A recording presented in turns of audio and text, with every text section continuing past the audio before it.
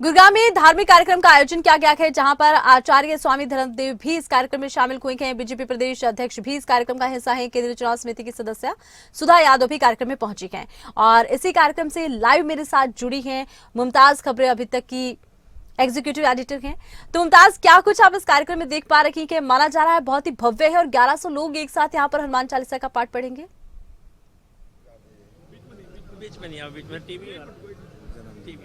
जी आरती, इस आयोजन में हम भी इस वक्त मौजूद हैं और कार्यक्रम के आयोजक जनाब BR सीकरी जी भी हमारे साथ बने हुए हैं। BR सीकरी गुरुग्राम और NCR के जाने माने उद्योगपतियों में शुमार होते हैं।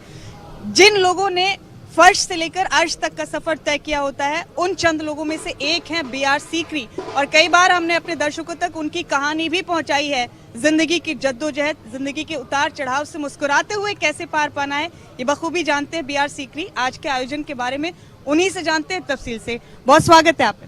धन्यवाद। आज जिस आयोजन का आप हिस्सा हैं, इतने सारे मेहमानों को आपने यहाँ पर बुलाया है और बड़ी बात यह है कि आचार्य स्वामी धर्मदेव जी ने भी इसमें शिरकत की है। कई सारी राजनीतिक हस्तियां भी यहाँ शिरकत करने के लिए पहुँच रही हैं। 1100 लोग एक साथ बताया जा रहा है कि हनुमान चालीसा का पाठ करने वाले। किस वजह से ये खास आयोजन, ये धार्मिक आयोजन किया गया है? मैं एक चीज़ आपको स्पष्ट कर दूं, ये आयोजन मैंने नहीं किया है। आपने लिस्ट देखी है?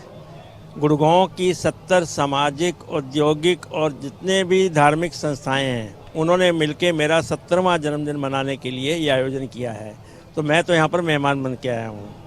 स्वामी धर्मदेव का आना ये उनका प्रेम है, क्योंकि संत नहीं आएगा इस आयोजन में तो कौन आएगा। और मैंने नेता भी वो बुलाए जो संत प्रवृत्ति के हैं, क्योंकि इस आयोजन का उद्देश्य था, लगभग 8 महीने पूर्व मैंने एक मुहिम छेड़ी थी हनुमान चालीसा पाठ की, ताकि आज का जो युवा है वो संस्कार विहीन हो रहा था, किसी वजह से उसके अंदर परिवर्तन आए और वो संस्कारवान बने।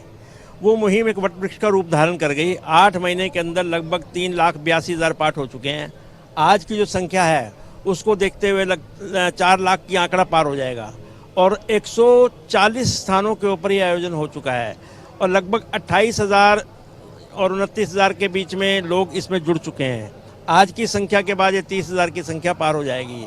उद्देश्य ये है कि अगर 10% युवा भी परिवर्तित होता है, क्योंकि हमारी संस्कृति जो है वो पाश्चात्य जीवन की ओर जा रही थी। हम चाहते हैं हमारी संस्कृति, हमारे पर्व, हमारे त्योहार, हमारे ग्रंथ, हमारे वेद, उनको बच्चे याद रखें। तो वो मुहिम मुझे लगता है अब लंबी चलेगी, क्योंकि आने वाले दिनों में बहुत सारे स्कूलों से भी प्रार्थना आई हुई है कि अब वो चाहते हैं स्कूल के अंदर। अभी पिछले सप्ताह ही मैंने GAV इंटरनेशनल स्कूल के अंदर एक मोटिवेशनल स्पीच दिया है। बच्चों के अंदर इतना उत्साह है कि अब उनके जो चेयरमैन है वो कहते हैं हमारे सभी 14 के 14 स्कूलों के अंदर। तो मेरा उद्देश्य एक ही है कि जीवन के अंदर परिवर्तन आए, युवा परिवर्तित हो। हमारा जो धर्म है, हमारा जो अध्यात्म है, वो क्या है? इंसानियत, रूहानियत। रूहानियत मीन्स आध्यात्मिक। यानी BR सीकरी साहब का जन्मदिन मिसाल बनने जा रहा है। आपके दोस्तों ने आपके जन्मदिन को एक ऐसे ओकेजन के रूप में चुना है जिसे मिसाल बना दिया जाए नौजवानों के लिए, अध्यात्म से जोड़कर, उन तमाम बुराइयों के खिलाफ एक मुहिम चलाकर जो समाज को भी परेशान कर रही है। सीकरी साहब, यहाँ तक के सफर में सबसे बड़ी ताकत और सबसे बड़ी कमजोरी आपको क्या महसूस? कमजोरी थी भूखमरी। खाना नहीं मिलता था, कपड़े पहनने को नहीं मिलते थे, चप्पल नहीं होती थी, नंगे पांव स्कूल जाते थे और पढ़ाई के लिए फीस नहीं मिलती थी। ये हमारी कमज़ोरी थी। लेकिन बाद में जब ईश्वर की कृपा हुई और उसके बाद 10वीं पास करी, सरकारी नौकरी लग गई, उसके बाद ईश्वर ने मुझे पीछे नहीं देखने दिया। चाहे वो जो मर्जी साधन हो, उसके परिणाम स्वरूप मन में आया कि हर व्यक्ति को समाज के अंदर वापस भी देना चाहिए। वो ईश्वर खुद तो आएगा नहीं लेने के लिए। तो ये जो ईश्वर के रूप में इतनी सारी मूर्तियां यहाँ पर घूम रही हैं, आप भी उनमें से एक हैं। तो मेरी कोशिश ये होती है कि उन मूर्तियों की सेवा करके, वो वास्तविक ईश्वर का रूप है। तो वो एक समाज सेवा का बीड़ा उठाया है, उसमें लोगों का सहयोग मिल रहा है। आज के आयोजन में मेरा कोई रोल नहीं है, सब लोग कर रहे हैं, मिल के कर रहे हैं, लेकिन मुझे उन्होंने मेहमान के नाते बुलाया है। मुझे अच्छा लगा इतने बड़े आयोजन के अंदर इतने लोगों का आना।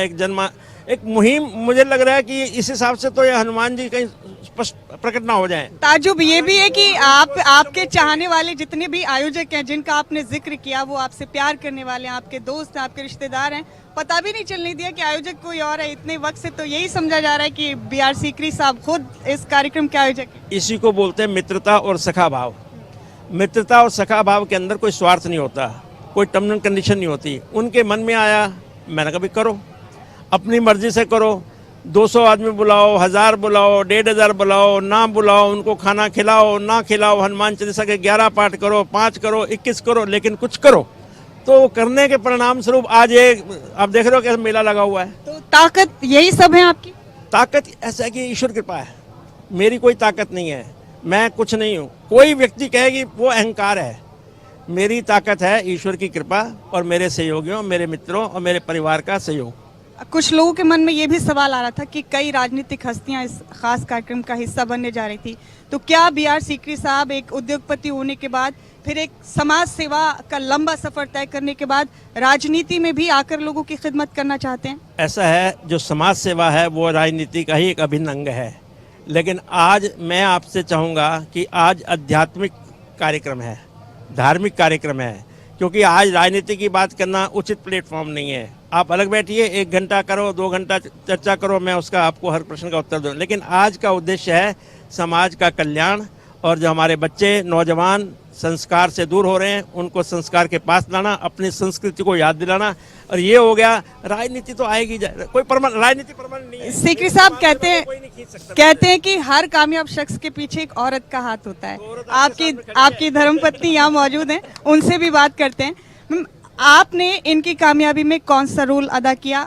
हर कपल की जिंदगी में अच्छा बुरा वक्त आता है, और सीकरी साहब की कहानी तो हम सब जानते हैं कि बहुत ऐसा वक्त भी देखा है कि कोई और हो तो मर भी जाए, खत्म भी हो जाए। कहते हैं कि जिस दौर से हम गुजरे हैं, कोई और होता तो गुजर जाता, लेकिन आप सबने सस्टेन किया, आपकी फैमिली ने सस्टेन किया। वो वक्त कैसा था, कैसे आपने सपोर्ट किया? मैं तो इतना कहना चाहूँगी कि मेरे हस्बैंड ने इतना जो किया है, अब तक जो आगे बढ़े हैं, अर्श से लेके अर्श तक जो गए हैं, ये सिर्फ इनकी अपनी मेहनत है। मैंने इनका साथ दिया है जरूर थोड़ा बहुत, लेकिन इनकी अपनी मेहनत है, सारा क्रेडिट इनको जाता है। ये इतना जरूर है कि मैंने इनको पीछे नहीं हटने दिया कि अगर आप जाते हो कहीं समाज सेवा करते हो, कुछ भी करते हो, मैं आपके साथ हूँ, लेकिन मैं पूरा साथ नहीं दे पाऊंगी आपका। आपकी शख्सियत का बड़प्पन भी यही है कि आप क्रेडिट सारा उनको दे रहे हैं। तो हमारी तरफ से भी आप जन्मदिन की शुभकामनाएं कबूल करें, और मैं इससे बेहतर अल्फाज में आपको जन्मदिन की शुभकामनाएं दे नहीं सकती कि कुछ लोग थे कि वक्त के सांचे में ढल गए, कुछ लोग थे कि वक्त के सांचे में ढल गए, कुछ लोग हैं कि वक्त के सांचे बदल गए। बहुत बहुत शुक्रिया इस बात की। वक्त की बात है, वक्त खुदा होता है, वक्त के हाथ पर हर वक्त छपा होता है, वक्त से पहले मुलाकात कहाँ होती है, वक्त का खेल है, मिलता है, जुदा होता है। बहुत बहुत शुक्रिया इस बातचीत के लिए। इतना भी याद है, जब मेरी मैरिज हुई थी और मेरे फादर इन लॉ नहीं थे, लेकिन बिफोर मैरिज मेरी मैरिज तब तक नहीं हुई थी। मेरे फादर गोलगप्पे बेचते थे, मैंने उनके हाथ के गोलगप्पे खाए हुए हैं। मुझे नहीं मालूम था कि ये मेरे फादर इन लॉ बनेंगे या मैं इनकी बहू बनूंगी जाके। कहते हैं सीकरी साहब, अमीरी और गरीबी की फकत इतनी कहानी है, गरीबी एक बुढ़ापा है, अमीरी एक जवानी है, लेकिन गरीबी से अमीरी तक के सफर को खूबसूरत कैसे बनाया जाता है, ये आपसे लोगों ने सीखा है। तो ये थे हमारे साथ जनाब BR सीकरी साहब, एक खास आयोजन का हिस्सा बन रहे हैं। उनके जन्मदिन के उपलक्ष्य में उनके दोस्तों ने इस बड़े धार्मिक आयोजन को गुरुग्राम में किया है जी। तो उनकी शुभकामनाएं उनके दोस्तों की भी उनके साथ है, और हमने भी उनसे बातचीत करके जाना कि एक बड़ा इंडस्ट्रियलिस्ट यहाँ तक का सफर तय करके कैसे पहुंचे। आरती, चलिए, बहुत शुक्रिया। तमाम जानकारी आपने इस पूरे कार्यक्रम को लेकर दर्शकों तक पहुंचाई है, एक खास शख्सियत से भी रूबरू करवाया है।